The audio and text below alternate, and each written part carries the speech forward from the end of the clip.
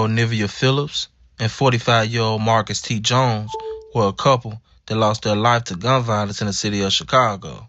To every story, there's a backstory to help you further understand why things happen. These are the stories of the wicked streets of Chicago. I ain't gonna hold y'all. Shit's gonna get way too bad. Oh no, I ain't even gonna lie to y'all though.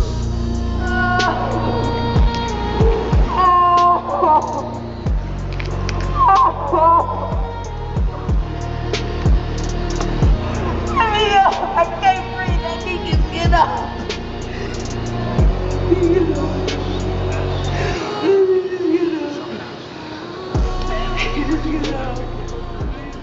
On December 27, 2025, just after 6:30 p.m., officers responded to reports of shots fired inside an apartment on the 22,500 block of Jackson Court, a quiet street in Richton Park, a suburb of Chicago. Coming up. Second entry wound right side. No pulse. Copy. Marking him DOA 1837 hours. Casing by the rug, number 4. I'll bag it. Bullet hole in the bedroom wall. Forensics photographing now. 1 round 9 mil. Bagging. Inside that apartment, first responders found 2 adults unresponsive. They were later pronounced dead at the scene. Both had suffered multiple gunshot wounds. A small child, 4 years old, was found unharmed, hiding her toys under a table. She was later released into the care of a family member. Police say the victims are 38-year-old Nivea Phillips and 45-year-old Marcus T. Jones. Both were found inside this Southside apartment late last night. Investigators confirmed they died from multiple gunshot wounds and A few blocks away, officers located a man identified as 21-year-old Javante T. Morris. He was detained and taken into custody. The Cook County State's Attorney's Office approved criminal charges against Morris, 2 counts of first-degree murder. Let me see your hands! Don't move, man. Come on out nice and slow. Turn around, hands behind your back. Cuffs are on. We're Story good. and has the latest from the newsroom. Eric. Good morning. The 21-year-old suspect has been charged with 2 counts of first-degree murder. Prosecutors say Javante Morris's mother was in the process of trying to get her son out of the apartment they shared. Just 2 days after Christmas, police arrived at this Richmond Park apartment complex after getting reports of shots fired. It was loud. My window is over there. It was loud. It was loud. I heard screams.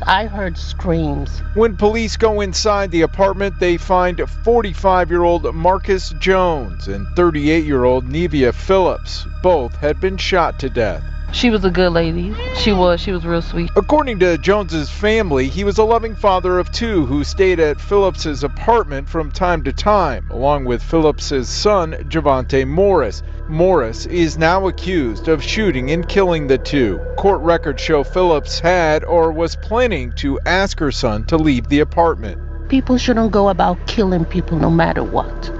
No matter what, people shouldn't take lives. After the shooting, police say Morris called 911 and stayed on the phone with them until he was taken into custody a short distance from the apartment, along with the in the apartment who told police her father had shot her grandmother and Jones. I don't know what to say. 2 people killed, seriously?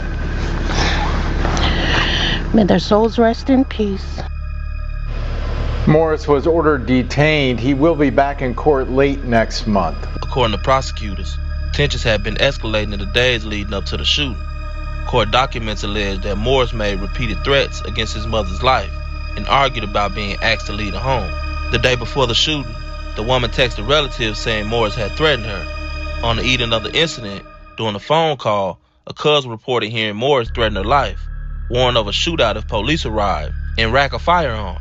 That cousin called 911 at 6:35 p.m. Hi, I think my cousin's in trouble. Please, can you get there fast? You're on with 911. Tell me what's happening. Roughly 1 minute after the 911 call, Morris himself called 911 to report a shooting at the same residence, but did not identify himself as the shooter. Investigators recovered 5 shell cases from a bedroom and a .380 caliber Smith & Wesson handgun from the living room.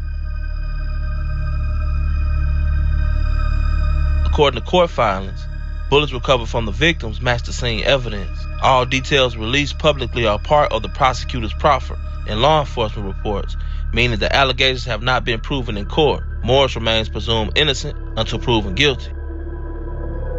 During a forensic interview, the 4-year-old described what she saw. She told police that Morris shot both adults during an argument. She recounted pulling a blanket off her grandmother and seeing her bleed, and seeing Jones struggling to breathe. This account is part of the official proffer, testimony relayed by law enforcement, documented in court filings.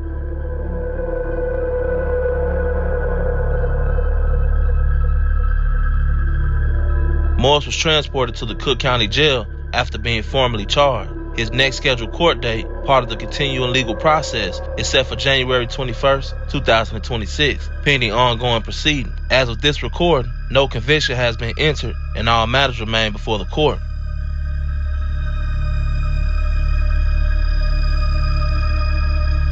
A neighborhood interrupted, lives taken, a child left with memories no child should have. These are the facts as reported, as charged, and as filed in court. A real tragedy with real consequences, still unfolding in the legal system.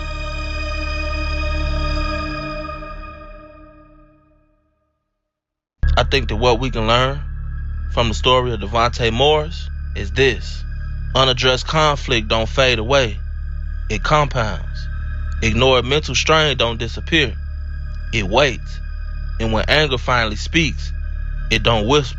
We can learn that guns change arguments into funerals, that once a trigger is pulled, every explanation comes too late, that law doesn't judge emotions, only outcomes.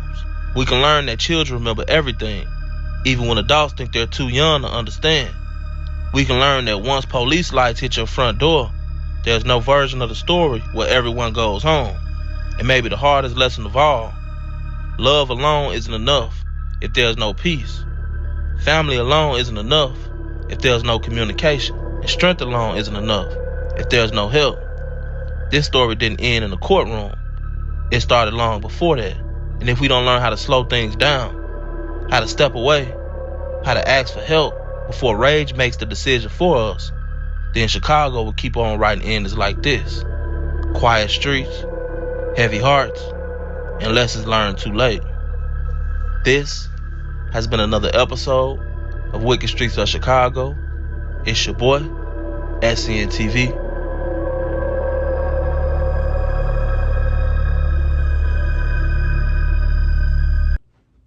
Appreciate you for clicking on the video. Before you go, make sure you like, comment, and subscribe. And I'm out.